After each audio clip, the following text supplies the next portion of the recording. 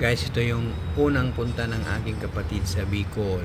Sinama ko siya kasi gusto niyang makita rin ng aming tatay. Na after 43 years hindi sila nakikita. 43 years.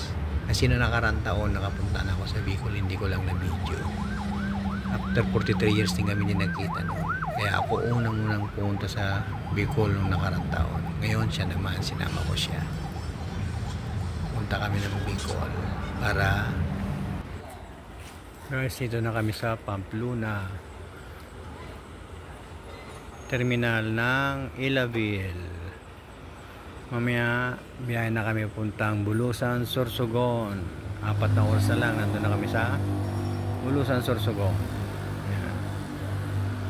Yung terminal nila, oh. Terminal na papuntang Bicol, Pamplona. Ayan guys, 4 hours to go from Bulusan, Sorsogon. Ano si kapatid iking ano.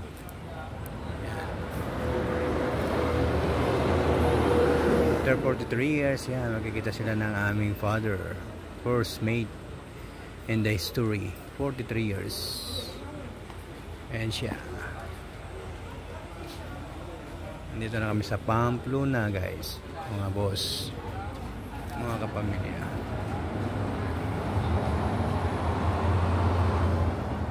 Malinaw po itong gawin.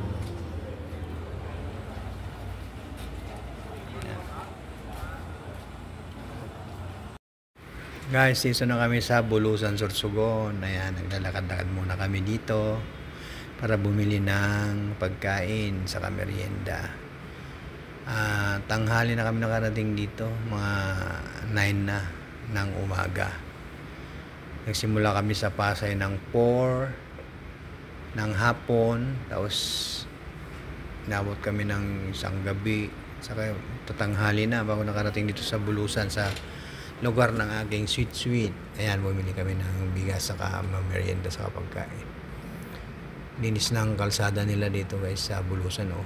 Ayan yung munisipyo nila, saka yung sakayan ng papuntang Sorsogon, papunta sa lugar ng aming tatay, kasi sa Sorsogon doon ang sakayan ng papuntang Bacon, Sorsogon. Sakay pa kami doon ng isang sakay bago makarating kami sa Bacon, Sorsogon. Kain muna kami, tapos maya maya alis na kami papunta ng Bacon, Sorsogon.